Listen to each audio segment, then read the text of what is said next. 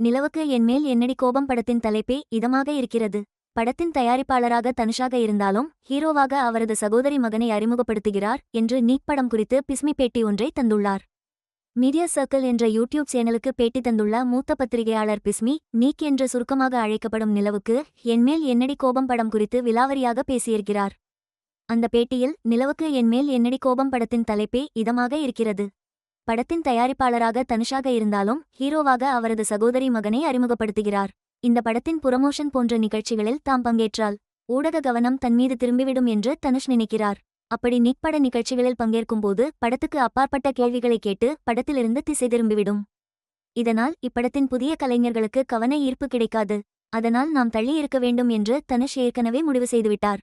இந்த ஒரு வாரம் காலம் முழுக்க அந்த படத்தில் நடித்த கலைஞர்களுக்குதான் புரமோஷன் கிடைத்து வருகிறது என்றால் அதற்கு காரணம் தனுஷ் எடுத்த முடிவுதான்.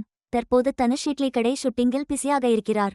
அவர் நினைத்திருந்தால் இந்த படத்தின் தயாரிப்பாளர் என்ற முறையில் படத்தின் புரமோஷன்களில் கலந்து கொண்டிருக்கலாம். ஆனால் அவர் விழாவுக்கு வராமல் தூரத்திலிருந்தே ஆசீர்வதித்துள்ளார். இயக்குநராக தன்னை ஏற்கனவே நிரூபித்துவிட்டார் தனுஷ். அதனால் இந்த படத்தில் தன்னை வெளிக்காட்டிக் கொள்ள வேண்டிய அவசியமில்லை. இந்த படத்தில் நடித்துள்ள தன்னுடைய அக்கா மகன் மிகப்பெரிய ஹீரோவாக வரவேண்டும் என்பதற்காக பிளாட்பார்மை இந்த படத்தில் போட நினைக்கிறார். ஜிவி பிரகாஷுக்கும் தனுஷுக்கும் ஒருவித நல்ல நட்பு இருக்கிறது. ஏற்கனவே இவர்களுக்குள் இருந்த விரிசல் நீங்கி தற்போது நல்ல நண்பர்களாகியிருக்கிறார்கள். அதனால் கூட சம்பளத்தை பிறகு வாங்கி கெள்ளலாம் என்று ஜிவி பிரகாஷ் சொல்லியிருக்கலாம். இந்த படம் வெற்றி பெற்றால் அதிக சம்பளத்தை அவருக்கு கொடுக்கவும் வாய்ப்புள்ளது. ஆனால் அமரன் பட வெற்றிக்கு பிறகு நிறைய வாய்ப்புகள் ஜிவிக்கு வருகின்றன. கடைசியாக கிடைத்த தகவல்படி கமல் படத்தில் அனிருத் இசையமைக்கப்படலாம்.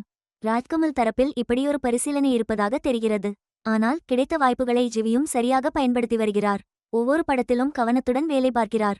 நிலவுக்கு என்மேல் என்ன கோபம் படத்தில் முழுக்க முழுக்க புதுமுகங்கள் என்பதால் சிலருக்கு சோர்வு வரும். ஆனால் இதில் ஜிவி கவனமாக பணிபுரிந்துள்ளார் என்றெல்லாம் பேசியிருக்கிறார்.